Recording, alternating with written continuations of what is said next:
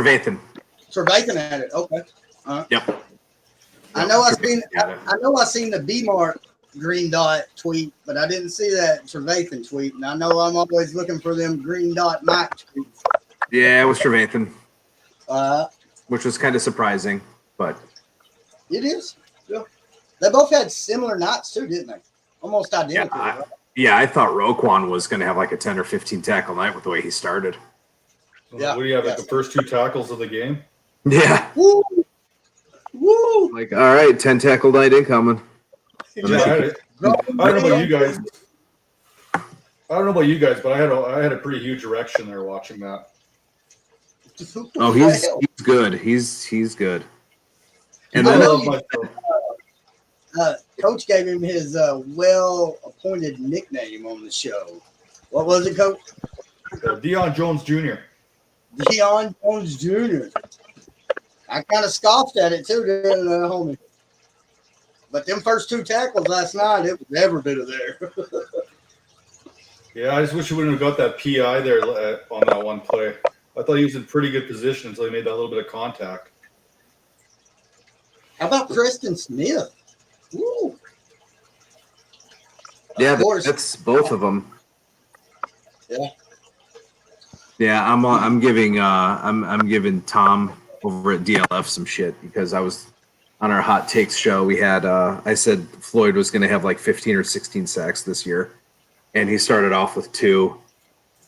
And he's doing something. I'm like, yep, I'm taking victory laps now. And I think I think he was really subtweeting me when he tweeted out that Zadarius Smith had like 10 pressures and a sack, and Leonard Floyd had 2 pressures and 2 sacks. You know which one you want? And I'm like, yeah, one guy got 100% sack conversion, the other guy got 10%. Easy right there.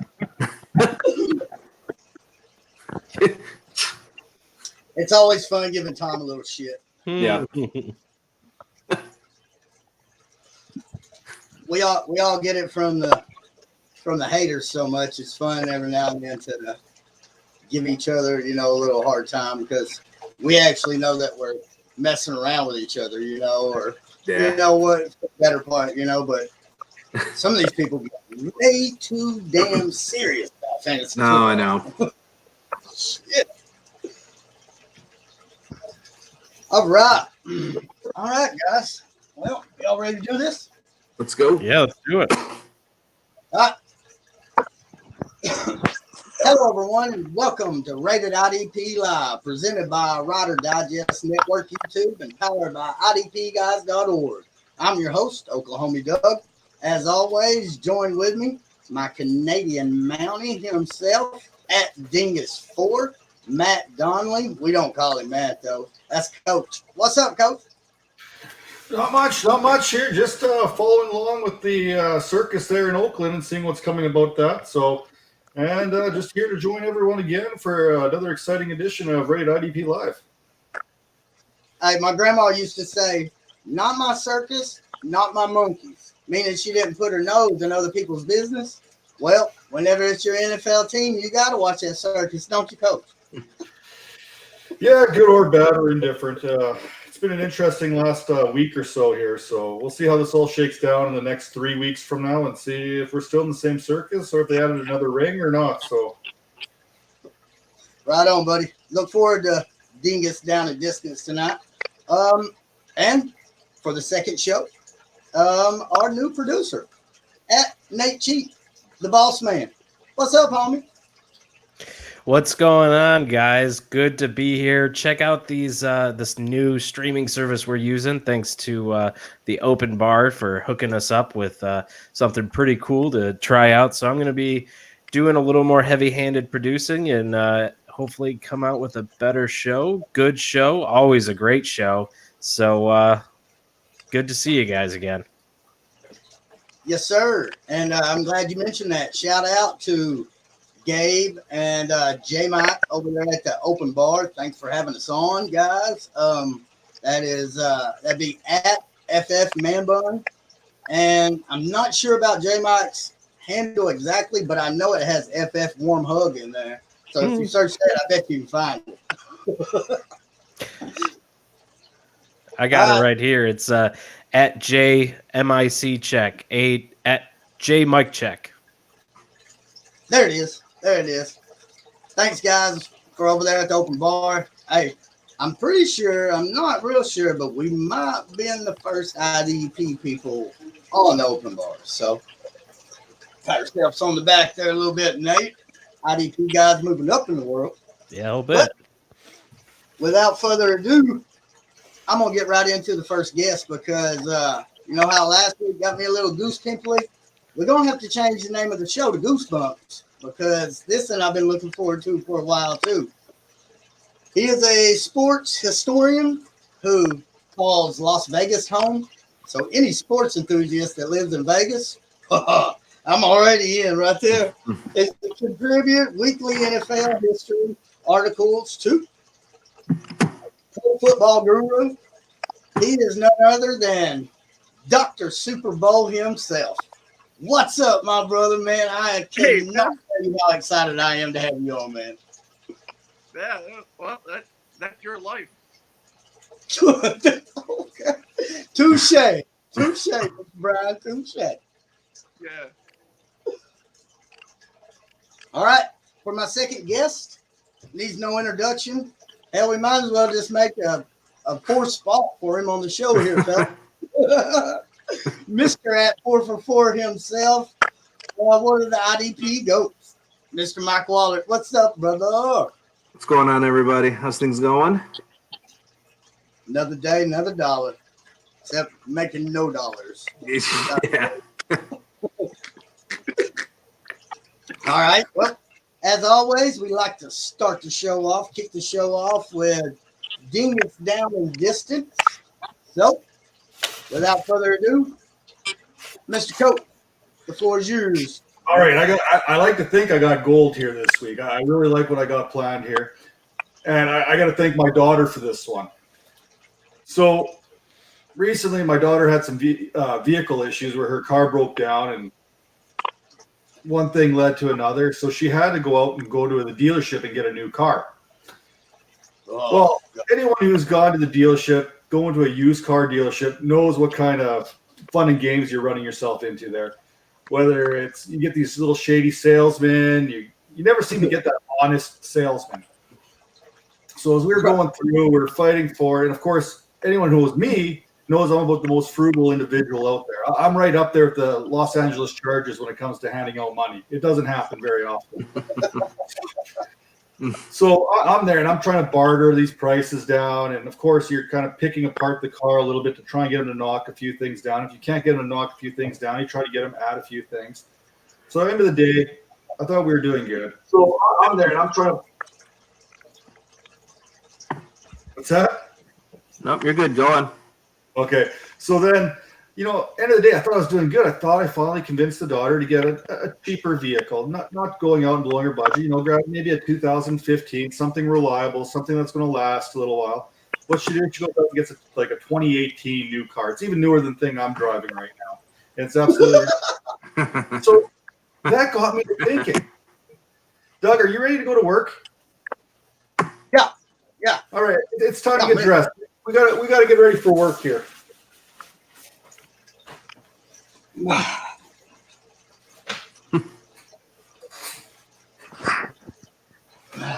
All right. Ready now, buddy. All right, so let me get my jacket all buttoned up here, and I got to get it professional looking. So I want to welcome everyone to the Dingus dealership. Okay, I'm here to sell you some players that are used. We want to get some good used goods here this week, and let's start off. We're going to do some of the things for the offensive people, but I got some stuff for IDP too. Let's talk about. I got this nice little model. It came out of Miami. It's got some low miles. We're going to talk about a Damian Williams here. Okay. Like I said, he's sitting down in Miami. So we brought him into our Missouri dealership.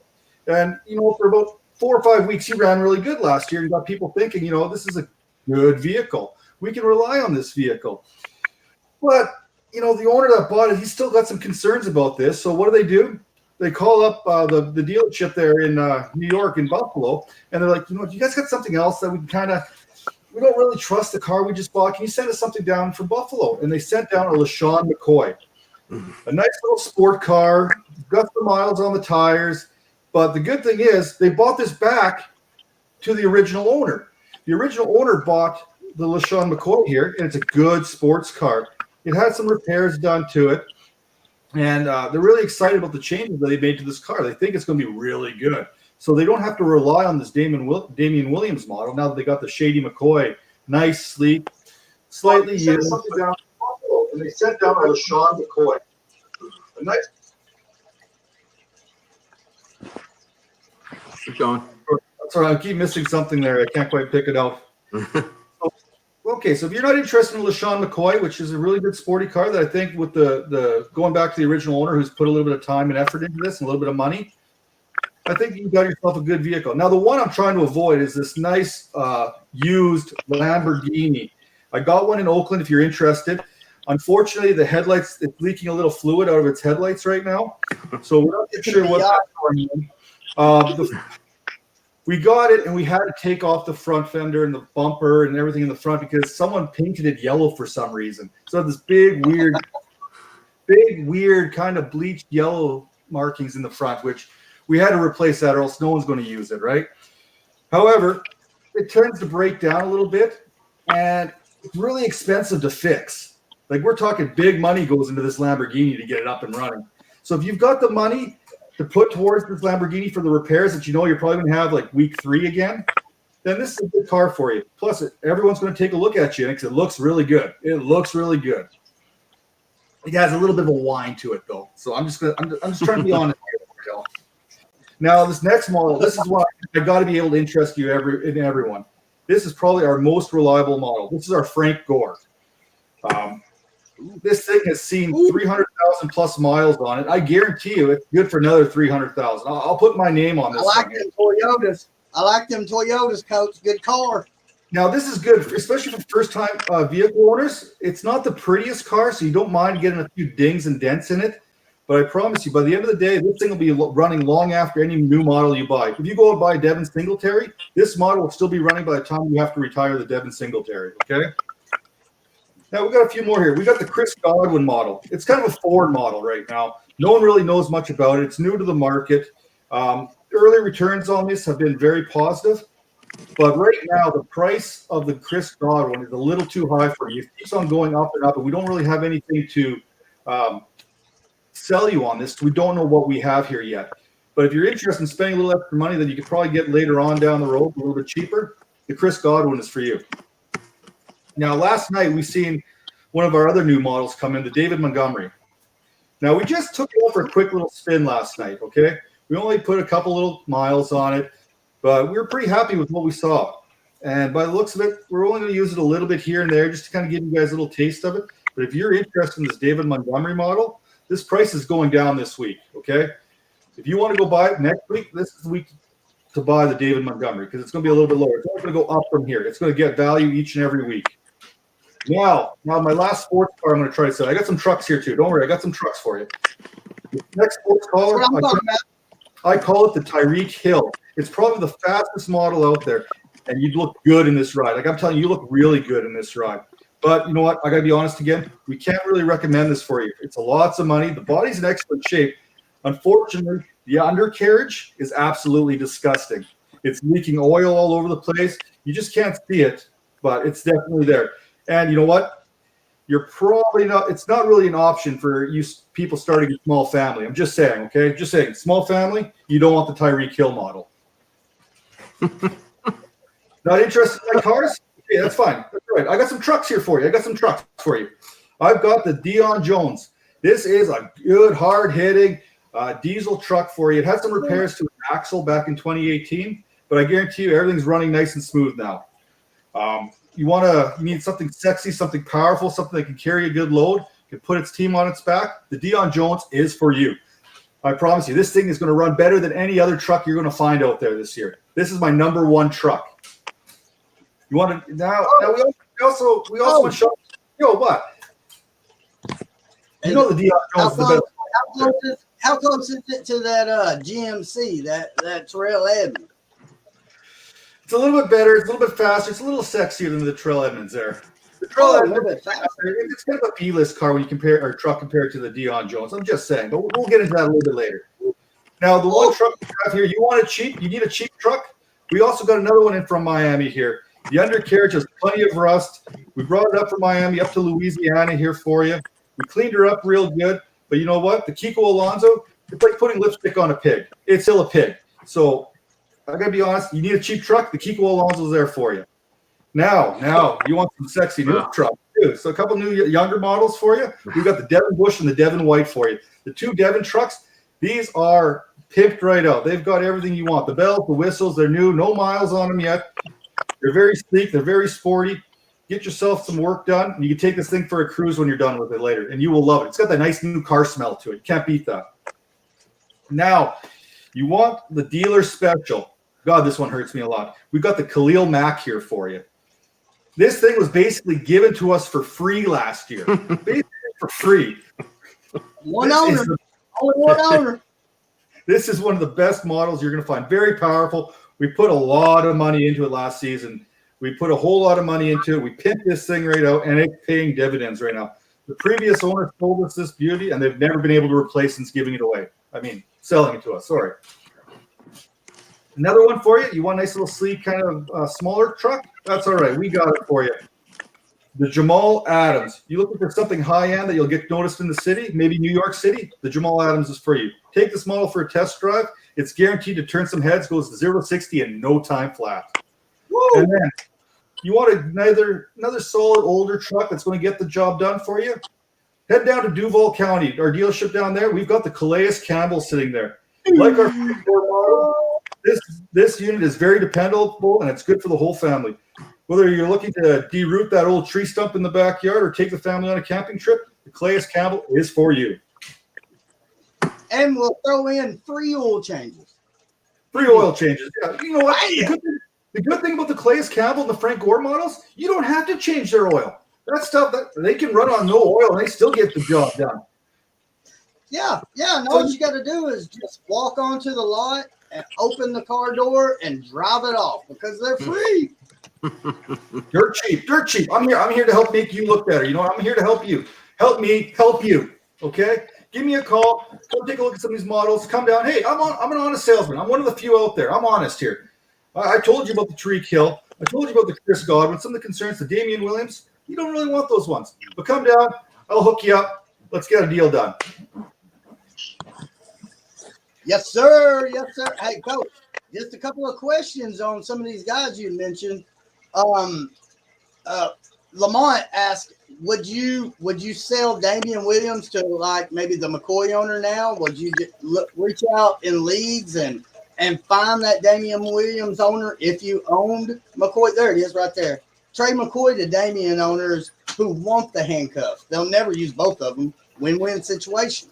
Hell, you know what? I'll trade Damian Williams to anyone who wants Damian Williams. I know I don't want that car on my lot anymore. So if you can find the LaShawn McCoy guy who's going to pay you probably a little bit more than anyone else because of that handcuff situation, by all means, go ahead and do it.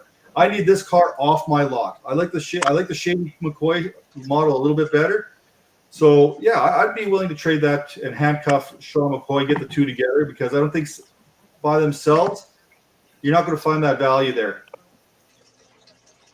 Right on, buddy. I love it. Panel, Dr. Super Bowl, Mike, Nate. Anybody, any questions on Dingus down the distance this week? Well, the Damian Williams model and the Antonio Brown model, I did extensive research through Consumer Reports, and I came to the conclusion that I wanted no part of those models. So you're not selling me on any of those models. For me, I'm more of an SUV guy, truck guy. So I'm looking at the Dion Jones, and I'll probably get the Frank Gore for my kid when he starts driving. And you know what? That Frank Gore model for your kid is a great buy because that's the one it's probably got another 5-6 years in it yet. So it might even outlast most the new models that just came out this year.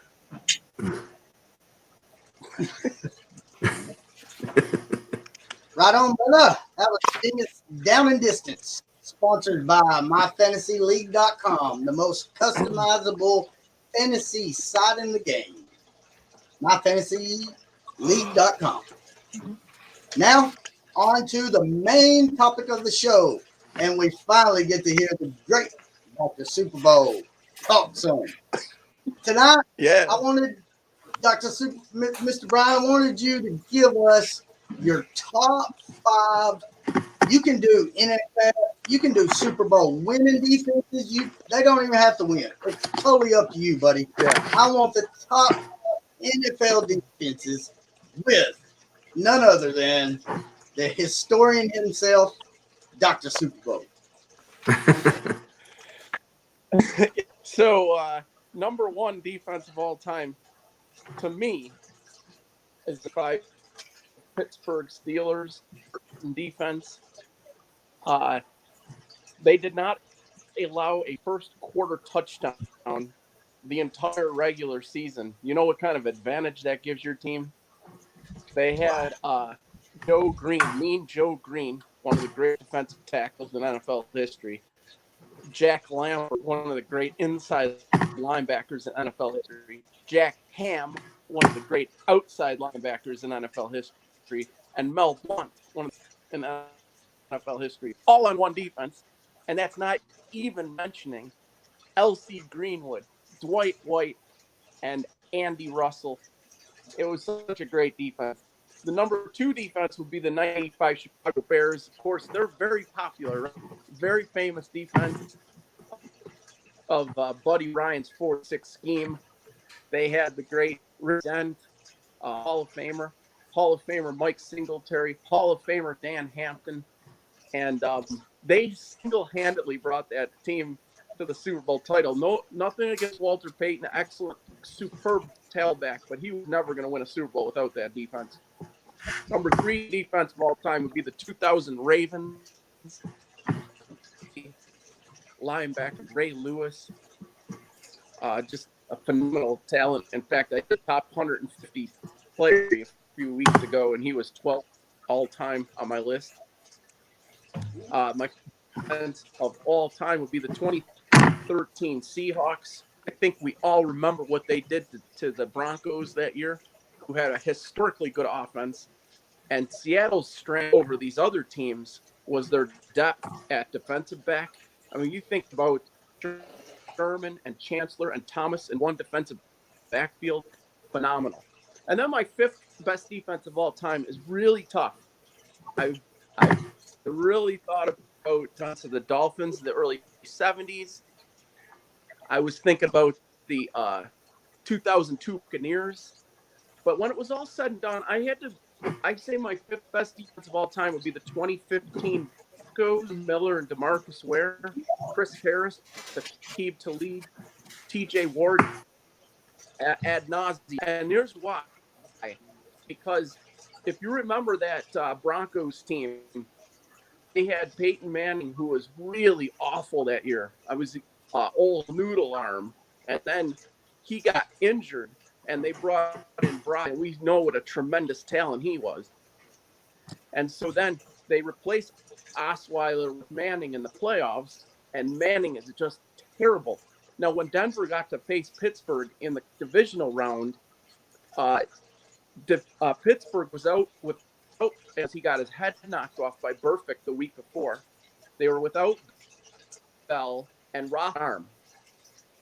The game, Denver beat New England, and they hit Brady play after play after play. Do you remember this game? They just knocked the crud out of Brady, and that was great. I mean, it was just Wade Phillips was putting on a show. And then the Super Bowl, they got a completely different kind of quarterback, Cam Newton, who had an MVP season. He was great that year. They had Panthers had the highest scoring offense in the league that year, and Denver just dominated them, didn't they? I mean, so I thought about the 72 Dolphins. I thought about the 2002 Buccaneers, but my 5th greatest defense of all time would be the 2015 Broncos. And that's the one that I was kind of curious about. Yeah. You know, whenever I told you guys about, you know, what our show topic would be for tonight, I had about like 7, 8 options for 1 through 4, but that number 5 that he was going to pick, I had no idea what it was. And Tough, yeah. Dr. Super Bowl and even Lamont down here in the chat. Thanks for watching, buddy. Has great Broncos defense won that Super Bowl, just like you said. I mean, and I kind of forgot, and that's the great thing about Dr. Super Bowl. It's those memories that you kind of let go in your head, and then you hear somebody kind of just bringing up one little point or 2 little points about something, and then it just all coming back to you, And that's what I love about the Dr. Super Bowl, man. You make me relive memories in my mind, man. I love it. Well, you remember that Super Bowl too. Manning did everything he could to help Carolina win that game. I mean, he made Kona Ely look like Khalil Mack, and I think Manning threw for about 100 yards and threw an interception and they have fumbled, and I love Manning. I just want to set that record straight. But in that particular Super Bowl, that was the end. He could not play anymore. The poor guy, he was done. I remember. Yeah, he made Coney Ely, I think, a top 10 IDP the following year, and I don't think Coney Ely really did too much after that season. Yep. After that game. Right. Yep. Let's go right to another question there, Mr. Boss Man. You want to bring that up for us, homie? Got another one for you here, Dr. Super Bowl. He wants to know, because if everybody kind of don't know more about you there, Dr. Super Bowl, you're a Bills fan, correct? Yeah. Okay, so Bills fan. Tell us what the best defense the Bills ever had was. No, that's a great question. It would be 64-65. I know this is going way back, but that in the AFL they were the champions 64-65, and the team that they beat in those consecutive championship games was a San Diego Chargers team that was led by All-Pro John Hadel and Keith Lincoln and Paul Lowe and Lance Allworth, and Buffalo just destroyed them. It was 20-7 in the 64 championship game and 23-0 in San Diego in the 65 championship game. And the Bills had all kinds of great players that maybe you never even heard of, like George Sames and Butch Bird and Harry Stratton, Harry Jacobs and Tom Stratton or Tom Sestak. Sounds like porn star name. Yeah. And then the '88 Bills defense was a very good defense. That was Jim Kelly's third season with the Bills, and the Bills went 12-4 and lost in the championship game to Cincinnati. And the '99 Bills defense, which was Wade Phillips was the head coach of that team. That's the year they had all kinds of controversy with Flutie and Johnson, and lost in the Music City Miracle. That defense was very good, a very good defense. That team could have won the Super Bowl that year. Would have given the Rams a good battle, but of course they lost on the Miracle. So right on. Thank you, buddy, and thank you, Flavorize This, for asking some questions. Coach, you got something, buddy? I do. So I got a question regarding 2 teams from 1969. The 69 Chiefs and the 69 Vikings. Where would they be on this list, or on a list of defenses of all time? Because for me, I got them quite a bit higher. So. Awesome question. Slightly ahead of the Vikings, simply because now they have 6 Hall of Famers: Willie Lanier, Bobby Bell, Buck Buchanan, Emmett Thomas, Curly Culp, Johnny Robinson, of course, came in this year. So the Chiefs probably a little ahead, and plus the Chiefs had to play much better competition offensively. The AFL just had better offenses overall.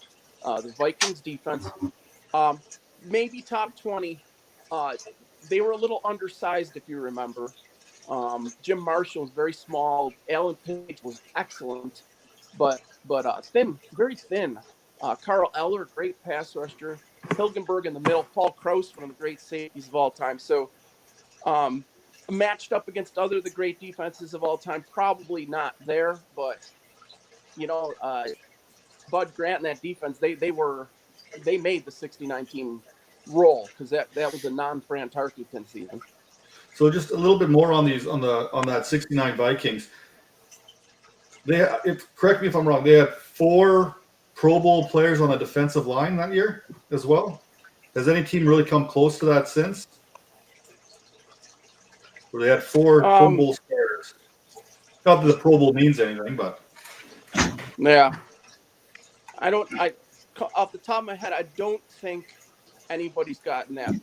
I think 75 Steelers had 3, but never all 4. But like you say, that's a heck of a lot. I don't even know why they were their 4th guy.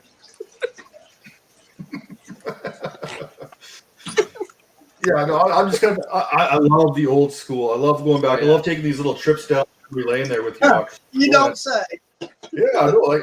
For me, it pains me to talk about any Chiefs team, but that 1969 Chiefs with Willie Lanier, I love him. He's one of the most probably underrated linebackers of all time. He's one of the greatest linebackers of all time that no one ever talks about, and it's a shame. Yeah, right. And Dr. Super Bowl, I want to go back. Let me go back to that 2000 Ravens team. And let me go back to a player that they signed, I believe, two years before that. And before that, he was nothing more than a cornerback and a kick returner. And in the 4 years he was at safety with his team, he won a Super Bowl and he had 20 interceptions in 4 years. You know who I'm talking about? I know they're starting 11 defense. I know In 11 2000. guys on that deep. Yeah, so we had on the Ravens defense that year we had McAllister, we had Herring, Rod Woodson, and Stark. There he is. Yeah. There he is. Rod Woodson. Yeah. Rod Woodson. Yeah, Woodson. Only played cornerback, nickel corner before ever joining the Ravens. And the Ravens was that team that moved him to safety. Yeah. And he won a Super Bowl with it. I mean, that's one of the Rod Woodson I remember. I don't know about y'all. Yeah, that was great. It was a great team, and you talk about a season where the AFC champion was lucky not to face the best team in the NFC, because if you remember the 2000 season, the Rams lost in the wild card game to the Saints because Azahir Hakim fumbled a punt. And I really think, the Rams were going up and down the field that second half. They would have scored. They would have crushed anybody else in the NFC. And maybe they wouldn't have beat the Ravens, but they wouldn't have done what the Giants did. They would have crossed the 50 a few times.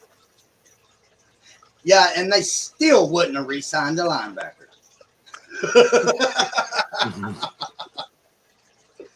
All right. Probably not.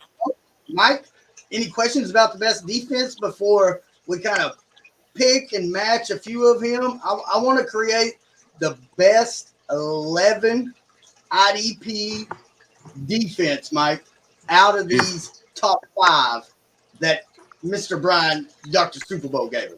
Yeah, I've been kind of jotting some notes down, and that 2000 Ravens team is still always going to be a sore Super Bowl for me as someone who lives in Cleveland. That was, I think they won the Super Bowl a couple of years after they left Cleveland, and so that one will always definitely sting a bunch. So, but I can't. The 75, is just slightly out of my realm of knowledge. I probably, not really seeing obviously those older teams. I probably would have. I'd have the 85 Bears. I'd have the 2000 Ravens. The Seahawks was a surprise, but I'd definitely have that 02. I think I'd probably have that 02 Bucks team because they just. It was similar to what the Seahawks did to the Broncos. You had a high-powered offense in Oakland, and the Buccaneers just came in, and John Gruden and Derek Brooks and Simeon Rice just punched him in the mouth. Right. right. And I know it's a very, very polarizing defense, but that 85 Bears, man, Yeah. I just keep going into it. Dr. Super Bowl.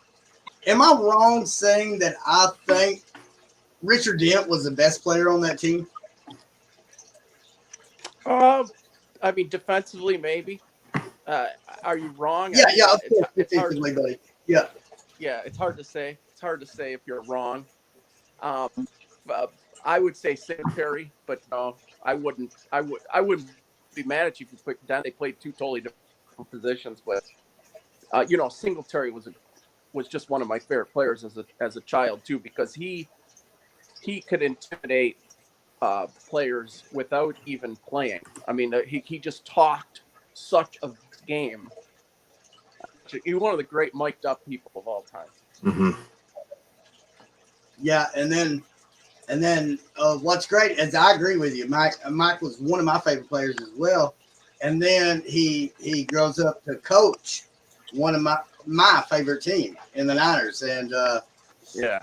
well, we'll carry on past that, but I wanted to give one quick little hitter. Dr. Super, can you tell everyone what you think the greatest NFL team of all time is? Hold on. Okay, please, will you tell everybody what? Yeah. The greatest NFL team of all time to me is the 1989 49ers. Do you want to hear why? Of course we do. Of course. Okay, so this was an era where the NFC was completely dominating the AFC. In fact, they won Super Bowl 19 through 31, 13 straight. So to come out of the NFC was a significant achievement.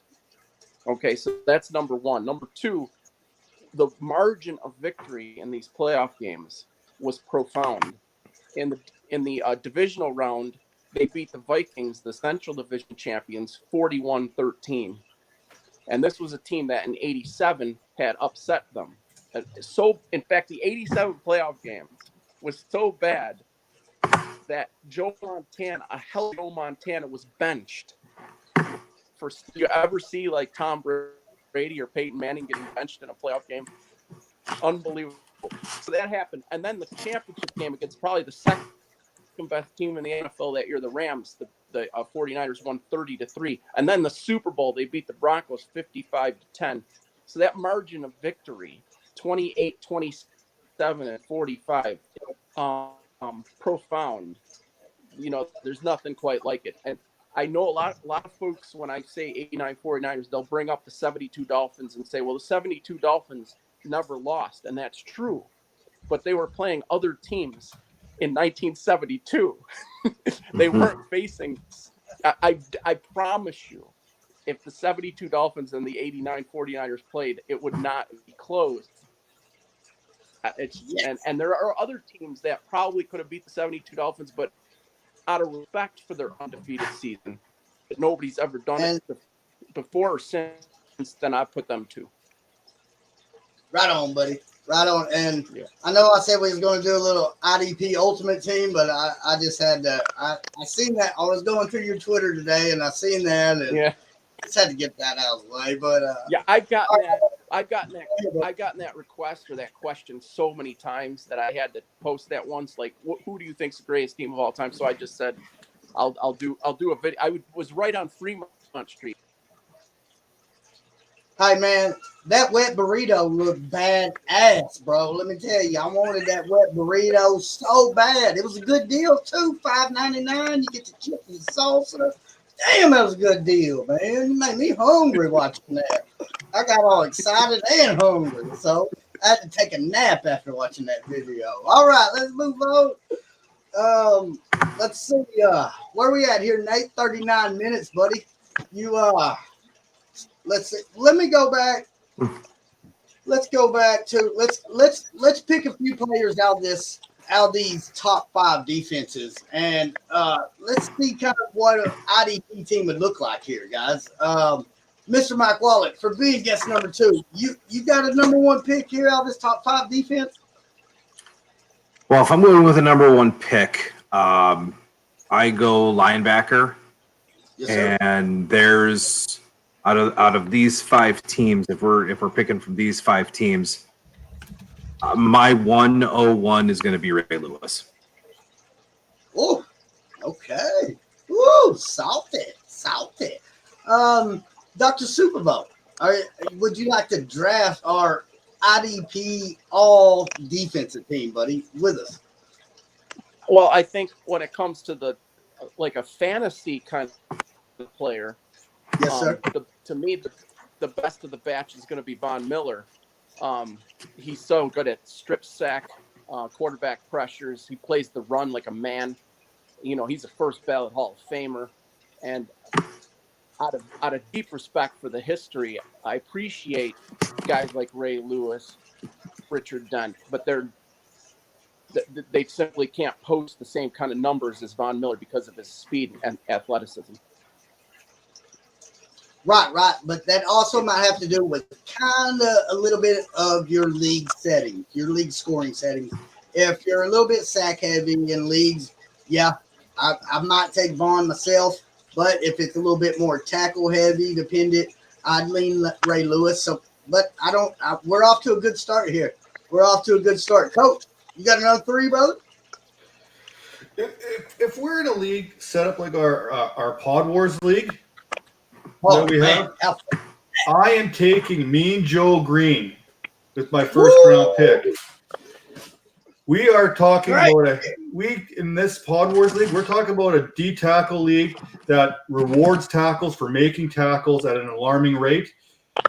You want a guy who's going to get you sacks and tackles for loss. I want these big, huge points. Give me Mean Joe Green. And I get the Coke when it's all said and done. Woo! What a pick! For y'all offensive people that are joining us for the first time, Coach just got Saquon Barkley at pick 3. All right, for my pick, I told y'all earlier how much I like the guy. I'm going Richard Dent.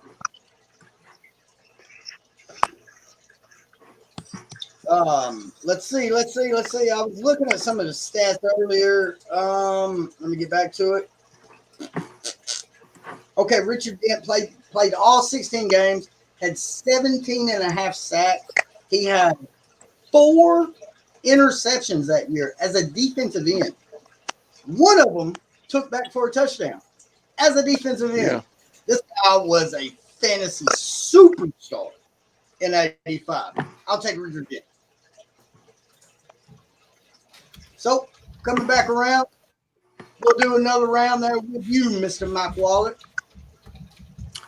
Yeah, I'm gonna go ahead and get my sack guy. I'm gonna go ahead and go DeMarcus Ware.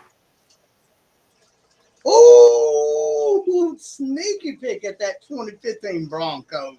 Ware played like a beast. He left Dallas and he was like, oh. Great. Ware was just, I mean, that obviously it's a little bit, he's nearing the end of his career, but he was such a beast where, in Dallas, and he even played well in Denver, when playing alongside Von Miller certainly kind of helped him out a little bit. But yeah, he was so good. I think injuries, he's a little injury prone, but still really, really a really good player, obviously. Right. Mr. Brian, pick number 2, buddy. Bobby Wagner. Oh, we let him slip through the cracks. What a pick. That's all he had to say, too. He didn't say nothing else. You know He's been who he waiting is. to say that. As soon as Mike started talking, he was just waiting to say it. Wouldn't you, Brian? Yeah, Bobby Wagner. And, 2013 Bobby Wagner was a good football player, but it was when 2014 it was his first team All-Pro, and he's been one ever since. And as far as I'm concerned, he could be one whenever he wants. Yep. Completely agree. Coach, pick 2, brother. Oh, well, Man, that's a tough one here for me now. Kind of going back. I want to get my linebacker. Just you got Wagner's off the board now, and I think I'm going to go back to that Bears defense of '85, and I'm going to get the old coach himself on my roster here. That's. Do I get points? Yeah, no, not Ron Vera. No, I'm getting Dougie's old coach there in San Francisco. Do a single there. Do I get points for this? Leslie Frazier. No, I think Interesting. I'm going to go up the board a little bit there. A coach has got to draft a coach, right? A coach has to draft a coach here. So I don't know if you know about this one, Coach. Leslie Frazier was safety on that team, that Bears team. Now he's the defensive coordinator with the Bills. But he tore his ACL in that Super Bowl and never played another down in the NFL. And played that's what happened games before that, right? He played the whole season before that, right? Yeah, they tried a trick play, like a reverse on a punt return, which was the stupidest thing the Bears could have done in that game because all they had to do was just kind of hand the ball to Peyton and Suey. They try a trick play on the punt return, and the poor guy, planted his leg into the turf, and his body went the other. Oof. Oh man! Hey, did y'all see the video? Did y'all see the video on Twitter the other day of the girl doing the yes. talking? Oh God! Did you see her That leg? was awesome. All right, hey, I believe something just broke on Twitter with AB. It's been in the news. Crazy, man. No. It's been in the news. The new producer has just got the show looking freaking amazing. And we're trying out new stuff and just seeing how things go. So, Nate, you got something for us, brother? Yes, I do. So Antonio Brown, we were talking about this at the top of the show. And here we go. I'm gonna see if we can play this through and if it'll come on the new streaming stuff. But as you can see here, Antonio Brown with a nice video recording just dropped. Is that his helmet? I'm already afraid to see what's coming out of this. Let's you guys let me know if you can hear this. Go ahead. Oh man. I can read it. No problem. Yeah. Read it. Cool. He put this out? Yeah, he put it out. This is him talking to Gruden. Just what the hell is going on? What am I watching?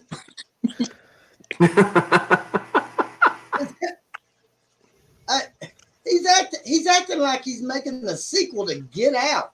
Calm your ass down. Because you're my favorite wide receiver.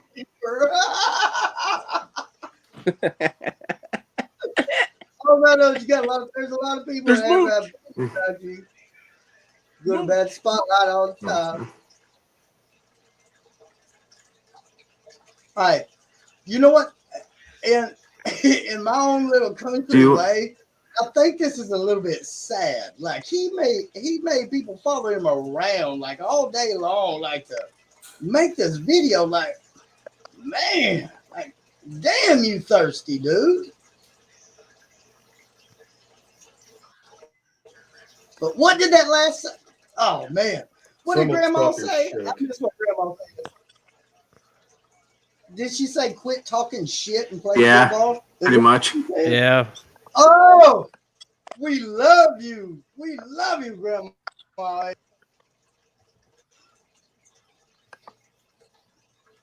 There it is. Okay.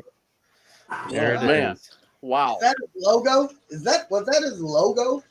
No, that was some other brand. I think that's just an outline of a body, to be honest with you. But there we go, breaking live news on Rated IDP. Hey, looky there, man. I told you this. I told you we was taking another level of this producing shit. because it has nothing to do with me doing it. All right. Hey, Nate, I see we're about 50 minutes here. This is when we always ask our guests like a little 5-minute break. So we are going to take a little 5-minute breather, and we are going to be back with the fantasy road trip with none other than Dr. Super Bowl himself, and we're going to take him under pressure. Hey, everybody, I actually wrote down the questions this time. I won't just be asking if he likes dogs or cats. I'll have actual questions. See you in 5. Peace. 5 minutes. Man. Some great stuff there with Antonio Brown. I guess the camera's going away from Hard Knocks. He had to do something to show it up, right? That was the worst season of Hard Knocks, I think, ever. Oh, yeah. There definitely wasn't much going on. Not what I expected. I was waiting for Brown and Perfect to get into it, and just all sorts of shenanigans. And really, it was tame. They didn't allow anything. I don't even think they allowed the cameras while they were cutting people, and that's like one of the most compelling parts of the you get attached to some of these guys that are like on the cusp, and that's the realness of football. And I tell you, when Antonio Brown, when he did that interview, what was it, February, March, as soon as he said, I don't need to play football, that should have just been it right there. Teams just should have been out. Yeah, no, for sure. It's I don't know, man. There's some people thinking that he's doing this so that they will, the Raiders will just cut him and he can go anywhere. Mm-hmm. But the evil genius theory. Yeah. Yep. But I don't know. I guess what's the old saying? Never attribute to malice what could easily be defined as stupidity. That's a pretty good one. Yeah. Yeah, as a Raiders fan, this whole AB thing has just been driving me up the wall. You know what? It's been like an emotional roller coaster since the signing. I was excited about it at first. I was like, all right, this is awesome. I'm pumped. Mm-hmm. And then, you know what? He's holding hands with Derek Carr. They're going to each other's barbecues. Their kids are playing. Derek Carr's kid is throwing slant passes to AB's kid. Things are looking good. And then all of a sudden we got frostbite on our feet. We've got the helmet issues. We got this. We got that. We got cracker comments. We got him wanting to punch Mike Mayock, which I'd be interested to see how that fight would actually go. Because I don't think Mayock would back down. Because he's a tough old school kind of guy. That guy, he's one of the last guys that wore a short shirt when he played for Boston College to show off his abs. You know what I mean? You don't show off your abs in college football if you're not a tough guy. I posted one of those today for myself. I seen your little lingerie you had going on. Oh no, that was a shower present. But the Browns apparently passed the baton to either the Giants, and I think the Raiders are trying to get that baton, it seems. But I think the Giants are holding firm with the baton, and actually I think Miami is a close second. I think they're trying to get it. You know what? As a Raiders fan, and being old school, and I love watching the old film and stuff, the best part about AB is he's not even the craziest Raider we've ever had. No, you guys had Bill Romanowski, man. We had Romanowski there. We had guys boxing Muhammad Ali. We had guys studying their playbooks by the jukebox lights and coming in half cut to the games. You know what I mean? Kenny Stabler. He's like the most beautiful man of all time. You know what I mean? He's wearing these happy, have a nice day kind of stickers on the back of his head. You had a Hendricks there wearing masks, like clown. What was that? You remember that? He had that mask he'd wear on the sidelines for fun, like a plastic mask. Like 70 Raiders teams were absolutely insane. Like AB would be like normal on those rosters. Now, those are the teams you want to get hard knocks cameras into to actually find out what was going on in those locker rooms. Yeah. See, but my biggest thing is what was AB going to do when they started off the season 1-6? Like, where was his head going to be at after like five losses, like early in the season? Because I mean, let's be real. Like, the Raiders are building something, but they're not necessarily over that hump, and it's easily could happen where they're looking at a lost season early. What's AB gonna do when he's not the top guy on one of the top teams? And that's the thing. Like the Raiders, I'm a realist here. Could very easily be 1-4, 1-5 to start the season. They've got a tough schedule, very beginning, lots of road games, a lot of travel. They have to travel more than anyone else this year. They've got the toughest schedule based on last year's teams. 1-5 is going to be probably best case scenario. They might steal a game or two, maybe go 2-3, something in that ballpark to start the season. It's going to be how those young kids that are coming from national championship type programs, how they handle that adversity along with some of these vets. This is a young roster now too in Oakland. So how they handle that is going to dictate the second half of their season. I feel they can turn around and go 8-8, but it's all going to be how they're going to handle that first 5 games, 6 games of the year. Where do you think they get their first win? I see Monday night.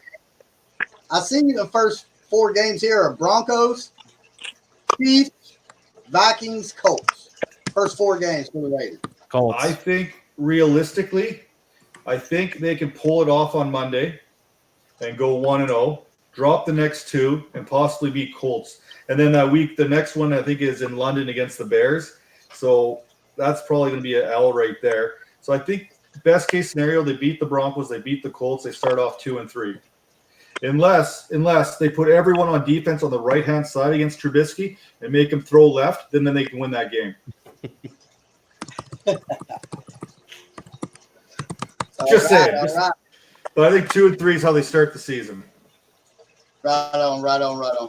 And the Colts are no slouch this year either. So I know everyone's down on him because of Andrew Luck, but I think Brissett is better than people are giving him credit for. And I think he can get some wins for the Colts this year. I think you can get some wins, but people emptying out their fab budgets for the guy. Like, I guess in Scott Fishbowl, as you're proudly representing there, Coach. I guess I can see it, but I guess I really can't because I mean, you're done. You're done with free agents after 1 week, and I understand that you got a quarterback, but in a super flex, but it's just seems odd to me. The South is terrible. I'm telling you, the Jaguars are going to come in and steal that division. Big Dick Nick is going to strike again. I think you're right. The legend of Big Dick Nick is going to grow. It's a grower, not a shower. Man, this lighting makes me look like I got jaundice. Oh, boy. Who did you play? All right, everybody, welcome to the second part of the show. We've got into it deep. We've got into it with Dr. Super Bowl about some of the best defensive of all time, some of the best defensive players. We've got Dingus down the distance done. We actually dressed up for that part. Go back and watch that. But as everybody knows, the second part of the show is our 2 favorite segments, besides Dingus. But hey, Coach, you remember what we named that segment? The first episode. Your segment. You know what? I didn't know. You know what? I can't even remember last week. I've been so stuck on Antonio Brown. You put that video on, I'm lost now. Oh yeah. Get out too. Come to a theater near you. All right. Part 2 of the show. We get into the fantasy road trip, and we take Dr. Super Bowl under pressure. But first, let's go down the fantasy road trip. And I've been looking forward to this one. Anybody that follows Dr. Super Bowl knows that his background, not his profile pic, his background is what, Mr. Brian? Well, it used to be the Invisible Touch cassette tape side 2, but I've since replaced it with my cat Lola. Oh, the boo! I know. But it was a cassette tape of Genesis 1986 release. Interesting thing about the Invisible top 5 singles. Invisible Touch, Tonight, Throwing It All Away, Land of Confusion, and In Too Deep. And name the best song off that album. Domino. Yes, I knew it. I feel like Although I really do like Throwing It All Away. I really do like that. I feel like it's a segment out of American Psycho. Exactly. It was No Jacket Required, though, of the Mike Collins album from the year before. All right. You ready to get into it here, Dr. Super Bowl? Yeah. I mean, I'm already on the show. What was the first concert you ever went to? Where was it? And how did you get there? Oh, my first concert was in the summer of 1986. It was the Monkees with Herman's Hermits, Gary Puckett in the Union Gap, and the Grassroots. My dad took me. I was 10 years old. Oh my! It was at Buffalo's Memorial Auditorium, home of the Sabres. I have no idea what you said. The old God, yeah. Man, that old odd would have been something. I remember watching that game with the fog in the odd, right? Yeah. There would be some pretty good memories there. That was a few months before I was born. Right on, buddy. All right. So, if you are tuning in to Sirius XM or Pandora or whatever thing, what's your favorite music genre, Dr. Super Bowl? Genre, because I love Genesis, I love Rush, and I like the Who, and I like the Beatles, and I like Chicago. My favorite singer, though, is Jason Mraz, who is like born the same summer as Tom Brady and my younger brother. So anyway, I love Jason Mraz. I love his music. I love his style, his positive energy, and his good vibes. Oh yeah, and we know you all about them good vibes, ain't that right, Brian? Yep. It's all positive. If you want to follow me on Twitter, you're not going to get any meanness or nastiness or disrespect or insults or swearing. It's not how I roll. Oh, so since we're at it, let's see that sprinkler. Let's see it. Come on. All right. Let's go.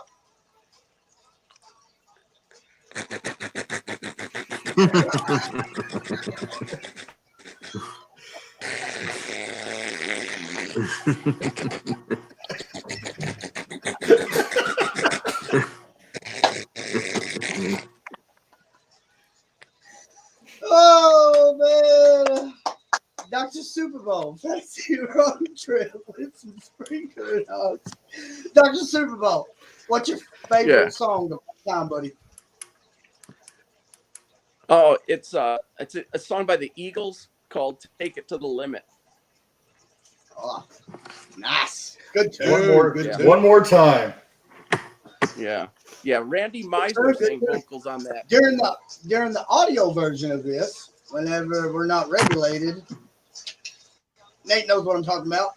We'll have some of this music going, but for now, we're just going to pretend like we hear it in our head. Ain't that right, Nate? Sure. All right, Dr. Super Bowl, you are going to die in a month. There's only one band left in the world. You got to follow it around on a fantasy road trip. There's 3 Twitter personalities that you can take with you on this road trip. what is the band, and who are the three people? Oh my God, that's a tough question. Gee, I my band. I guess I'll go see. I guess I'll go see Phil Collins. And Oh yeah, great. I love Phil. yeah, Yeah, good and choice. then my Twitter people, I would take you, Oklahoma Dougie. Yep. Of course, brother. Yeah, I'm down. And we'll take. I got it down.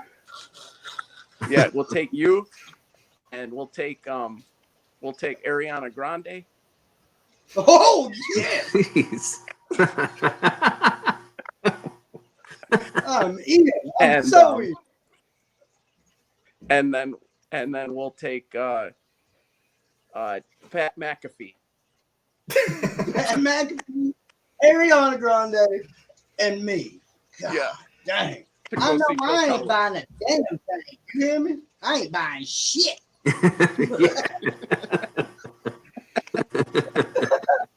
We going Sizzler. We going Sizzler. All right, guys. All right, Mike. Just to touch base with everybody again, buddy. Coach, did you have something? I just hope that you guys don't need bail money when it's all said and done there, or a restraining order put on you when it's all said and done on this road trip. Yeah. Just don't let Right on. it Hey, lick any Michael, donuts. we ain't touched base with you in a while, buddy. You want to tell everybody your favorite band and favorite music genre. Oh God, favorite band. I know you kind of a rock guy. I'm a rock guy. Yeah. Metal, but a little bit of metal. Man. I grew up with Pearl Jam. I think I went like 10 months without removing 10 from my CD player. So probably, you got Pearl Jam and you've got Nine Inch Nails are probably two of my favorites. I like some of the jam band stuff, so I do listen to a little bit of, Grateful Dead and Fish and all that stuff. So, go outside, mow the lawn, put on some Fish. Hour later, the same song is still on, so it passes the time. So, just good old rock. I can listen to a lot of things, but yeah.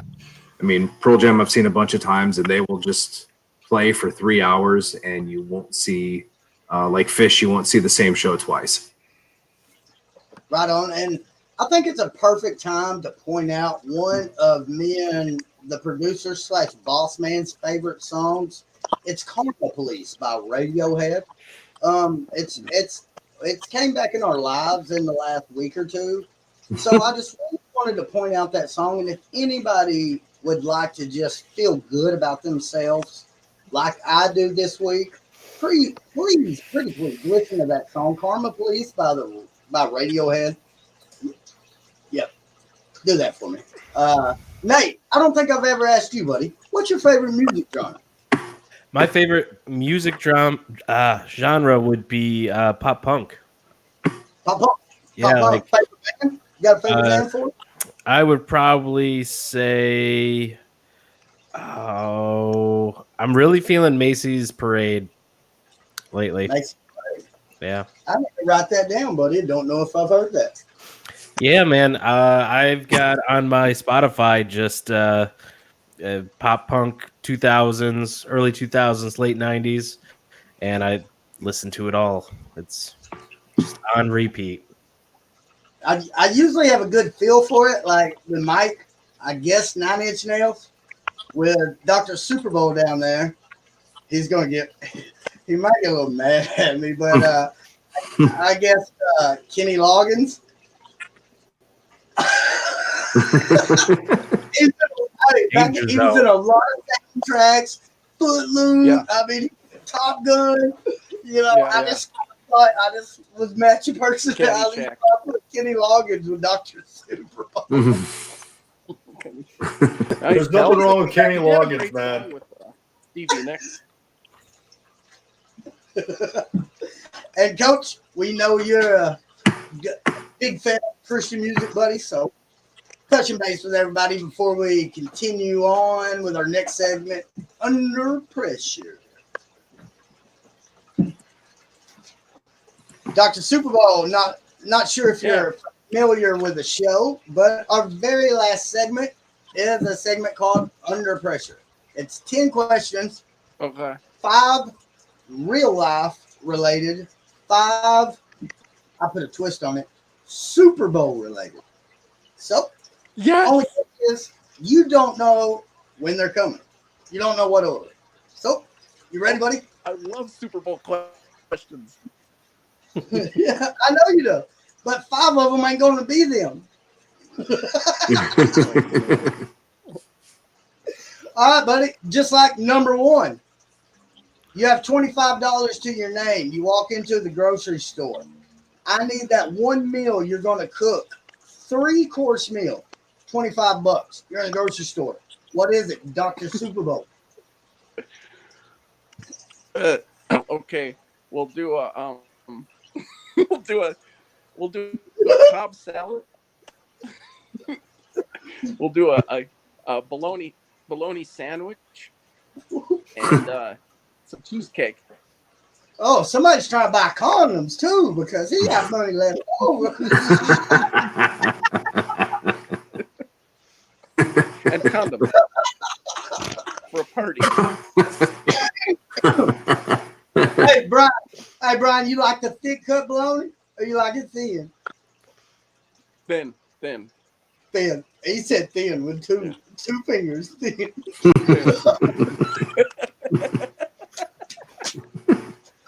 Oh, God, this is great. Hey, Dr. Super Bowl, what is your favorite NFL team and college football team? Buffalo Bills and UNLV running Rebels. UNLV running Rebel. All right. They've never paid anybody to play football. All right, moving on. They had Randall Cunningham, Nicky Wood. Dr. Super Bowl, who Yes. is best secondary to ever win a Super Bowl? Man, that's a great question.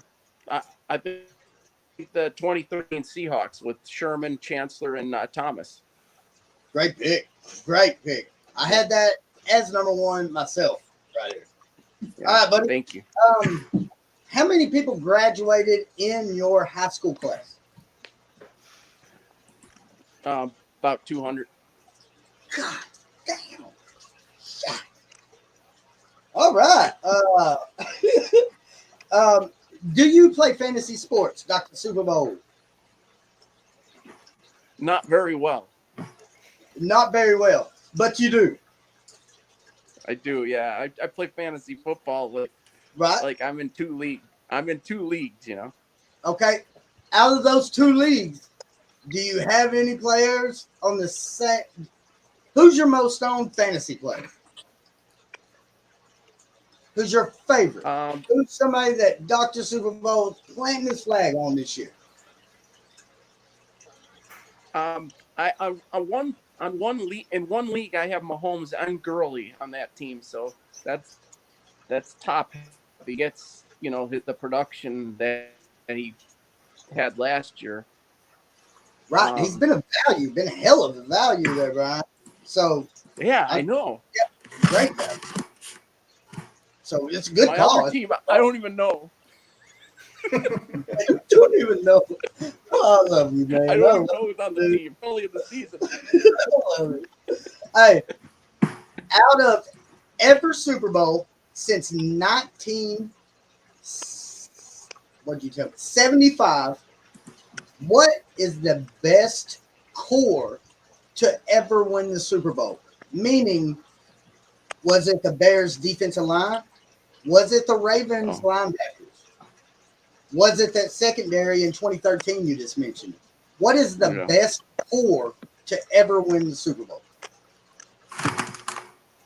the best unit.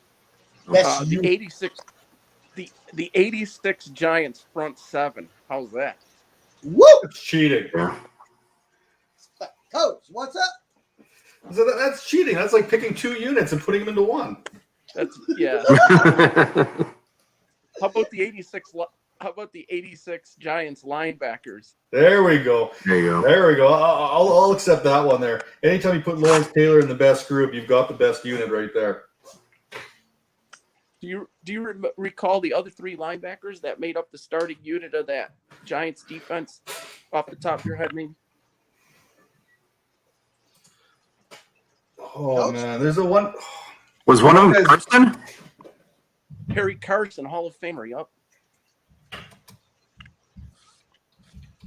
And The other one's the other names, I escape me, but I remember Harry Carson. Yeah. Well, that's a Sentinel. good one to remember. I would say Carl Banks Banks. That's and what Gary Reasons. Carl Banks. Was he born? Was he on Fresh Prince of Bel-Air?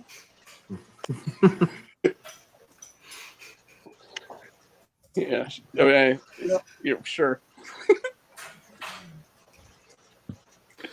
You can dance like Carlton. Well, Yeah. You wanted least the that Browns had fence Chip. off. Yep, Chip Banks. Chip. Good. Yeah. Played for the Browns and Colts. Yep. All right. We've got 3 more questions Okay. right here. Favorite cereal? Dr. Super Bowl. Oh yeah. Boy, I don't eat cereal very often. Okay, well, hey, give me your favorite breakfast. Oh, bacon. Bacon. Just bacon. Hey, Like 12 pieces of bacon. I tweeted out something. I think it was about a week ago, and I don't think we've seen each other on this show since I tweeted that out. And I thought I was going to catch a little hate once you said that word from one co-host and producer of mine. Uh-oh. He kind of gave me some shit whenever I found out that I'm not a big fan of it. Oh, that you don't like Well, bacon? I eat it. Ah, Doug, my heart. Man, I love to eat. Yeah, that might be you know on what? follow. Yeah, you know what, Doug? I don't know if we can be friends anymore. Yeah, that Eat it. Yeah. see, karma's getting you. You're frozen. Speaking of karma police, instant karma. Went to a restaurant, ordered bacon. We're still on bacon, right? Sounds like we're on bacon. He looks take a excited. pause He looks and, Really excited about not talking bacon. start cooking some bacon up here. I love Hungry bacon. now. Yeah. Do you not love bacon? That's like blasphemy up in my parts. Yeah. Oh, Yeah. right. Well, in Buffalo, we have chicken wings for Oh, you must have reset the router. Oh, there he is. He's back. Ah! Sorry about that. There's a possum chewing on the internet cable. Karma got you for not liking bacon. Karma calling somebody else. All right, last. Don't look at me like that. Like that.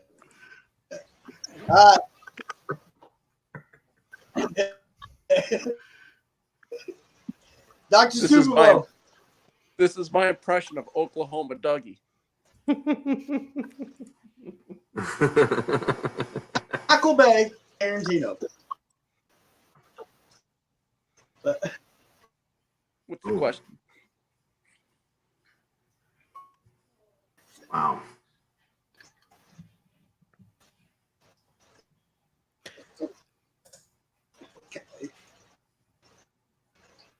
I think it's Can't hear who the do you question. like better, Hear it. Who do you like? Yeah, who do you like better, Tarantino or Michael Michael Bay?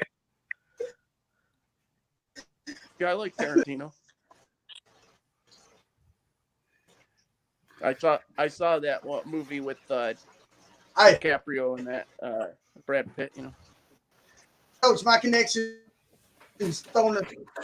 So will you let everybody introduce yourself and sign us off? All right, so we're just kind of wrapping this show up here. So I'll give you guys the floor here. Dr. Super Bowl, the floor is yours here for, as Doug likes to say, the next 10, 15 minutes. We'll watch a movie if you want to. I think that's how Doug puts it, right? The floor is yours, man. Yeah, pick a year from between 1970 and 2017. Just pick any year. Let's go with 1976. 1976. Okay, that's a great one. So, in 6, the Steelers beat the Cowboys 21-17 in Super Bowl 10. Now, do you remember who scored the touchdowns in Super Bowl 10? Super Bowl 10. It was played in the Orange Bowl. Steelers, Cowboys. Cowboys struck first. Staub back to Drew Pearson. The Steelers got their tying touchdown by a tight end called Randy Grossman. The Steelers got their second touchdown from Lynn Swann. And the Cowboys got their second touchdown from a guy called Percy Howard. It was his only career catch in the NFL, and it was a touchdown in the Super Bowl, believe it or not. That's impressive. Like I said, I can't even remember what happened last week, let alone 1976. In this World Series, the Yankees were swept by the Big Red Machine 4 straight. In the Stanley Cup, Montreal swept the Flyers. You might remember that if you're a Canadian, right? I do. 43. But that was their first of 4 Stanley Cup champions, where the Reds, that was their second straight World Series championship. 76 also had the Celtics winning a basketball title over the Phoenix Suns. That was a Phoenix team that had Paul Westphal on it, and who was just inducted into the Basketball Hall of Fame this week. And then the Kentucky Derby went to a horse called Bold Forbes, won the 76. So I like to do that just to keep my mind, fresh. Genesis released Trick of the Tail. Rush released 2112. Chicago released Chicago 10. Stevie Wonder released Songs in the Key of Life. If you went to the movies in 1976, you would have seen Taxi Driver, Carrie, Network, Rocky, or All the President's Men. I got nothing there. That's impressive. I don't care who you are. That's impressive. Yeah. You can ask me, Dingus, what happened 15 minutes ago? I have no clue. I'm still stuck on the AB. I'm still stuck on the AB phone call video. Apparently, that was a phone call recorded that he put on the video. This is for you, Mike and Dingus. What do you think? What do you see with the Cowboys Giants? I see a lot of Leighton Vander Esch and Jalen Smith tackling Saquon Barkley. I see pain. I think the Giants are going to get their ass handed to them left, right, and center. I think you're going to see that Fuller House video where Eli Manning is Kimmy Gibbler. It's going to be bad. It is going to be bad. But, yeah, like you said, Jalen Smith and Leighton Vander Esch and Saquon Barkley, that's going to be the story. Those guys are going to meet all over the field all game long. So, outside of that, there's not much going on. And that's a 4:00 game, isn't it? Jeez. That's the late game. That's the Joe Buck game.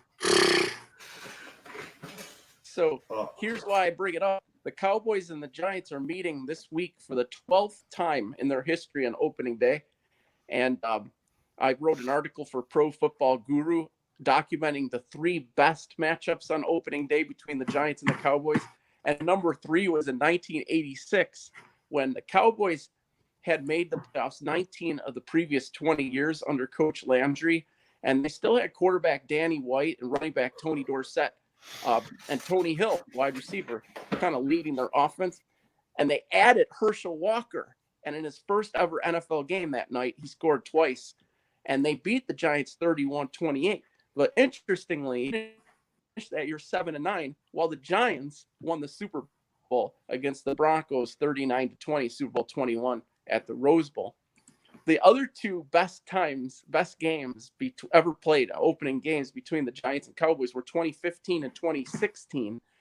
2016 was the game where the Giants won 20-19 when Terrence Williams caught Dak Prescott's pass and inexplicably cut inside instead of ran out of bounds. He would have been, Dan Bailey would have had a 58-yarder to try and win it, and he had already kicked a 56 and a 54-yarder that day. And that was Dak Prescott's first NFL start. And back a year before, 2015, that's the game when it was 23-20, and the Giants had first and goal from the 4 with 2 minutes left, and they failed to run the clock out. And then on 3rd and goal from the 4, Coughlin rolls Eli out to the right, and he throws it incomplete.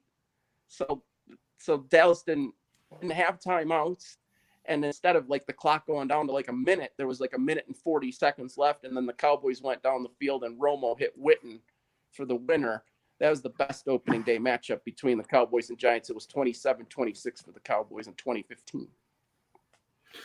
So I got to ask you this. You're in Vegas, right? That's kind of where you call home right now. Do you ever just go down and become like a street performer, go pick a Super Bowl, pick a date in history, pick a date, any date, and then just ram off all these facts to people? Because like, I don't know about you guys, but I'm blown away just listening to it. I can sit here and just kind of 1977, what happened in 1977? And then also boom, boom, boom, boom. It all comes out. Does anyone else see Dr. Super Bowl set up like a little stand there on Fremont Street there and go, pick a card, any card? Interesting you brought up 1977, because on January 9th, 1977, the Raiders beat the Vikings 32-11, also at the Rose Bowl.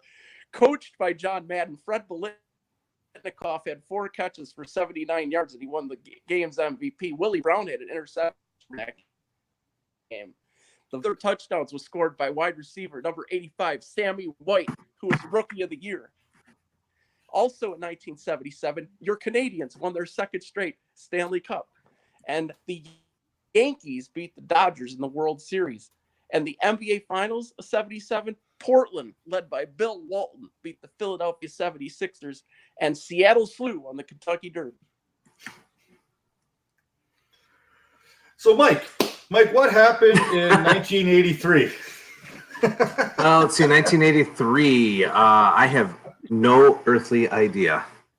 Well, the Raiders won the Super Bowl again. Just saying. That's about all I know. 77 and 80 and 83. That's my knowledge.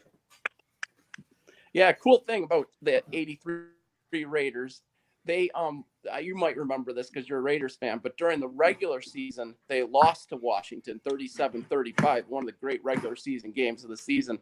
And then going into that Super Bowl, the Redskins were a slight favorite because they were 14-2. They were the defending champions, and their 2 losses were by 1 point to Dallas 31, Green Bay 48-47 when Green Bay had Lynn Dickey, that team. And so Washington was a little bit of a favorite in Super Bowl 18, and that was the first Super Bowl ever played in Tampa. But the Raiders in the first half of that game had the distinction of scoring 3 touchdowns from 3 different units. So they had a block kick return for a touchdown pass from Plunkett to Cliff Branch, and then the interception return by Jack Squires.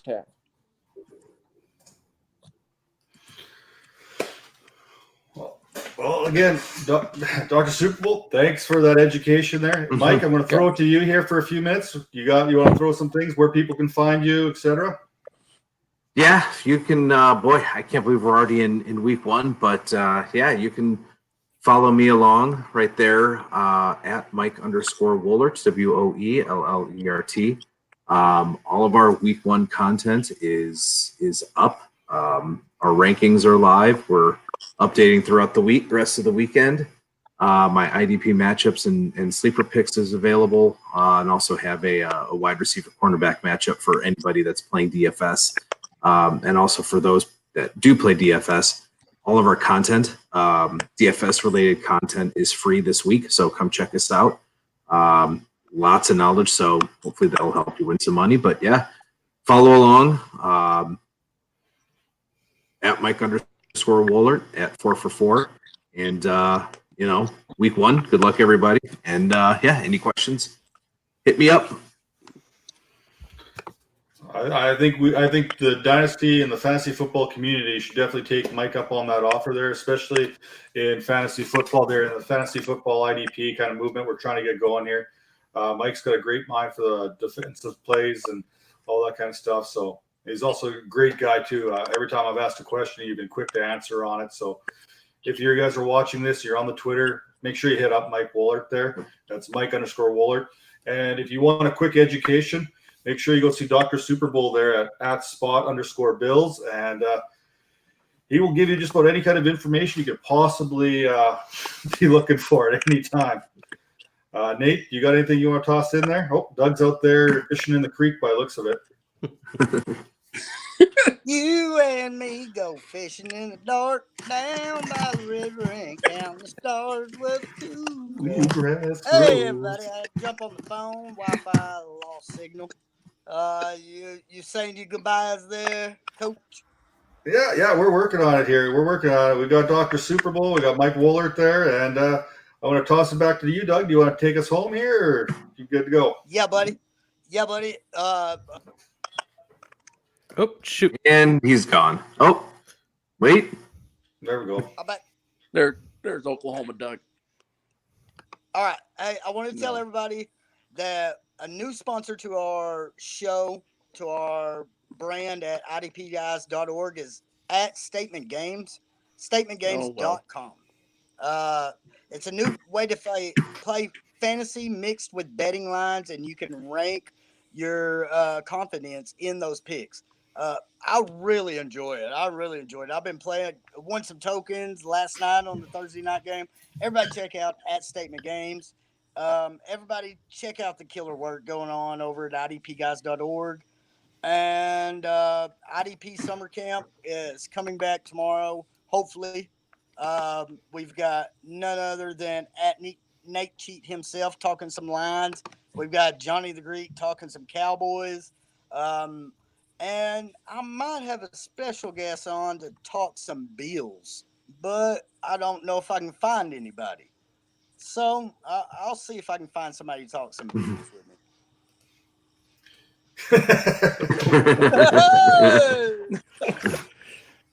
All right. Well, if y'all done got your goodbyes and everything, I don't hear anything anymore. But yeah, he's ready to go. Follow me at @spot_Bills. Tonight, I talked about the 1979 San Diego Superchargers, coached by Don and quarterbacked by Hall of Famer Dan Fouts. Thanks for having me on. Have a great night. Dude, you're amazing, man. It's like, hey, that dude, he pieced out, too. He dropped a mic. Yeah, that was it. That air raid offense that he's going to talk about is one of the best offenses I think the game's ever seen, too, revolutionizing the passing offense that we see in today's game. So that's definitely something you got to check out there with Dr. Super Bowl. Everybody go follow that dude. Seriously, man. Sometimes I just don't have nothing to do at work, and I'll go to his Twitter feed and watch some of his videos. Shit, you'll get smarter, man. Like, you'll learn about football, man, like history of football. Dude's an encyclopedia. But if everybody said their goodbyes, I'll say mine too. For Oklahoma Doug, Mr. Producer, is this episode 14? Yeah. We can go with that.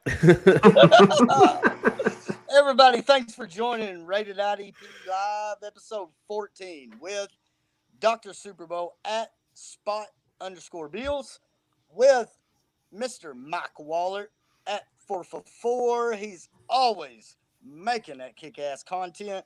You can find him on Twitter at Mike_Woolert, WOLLE.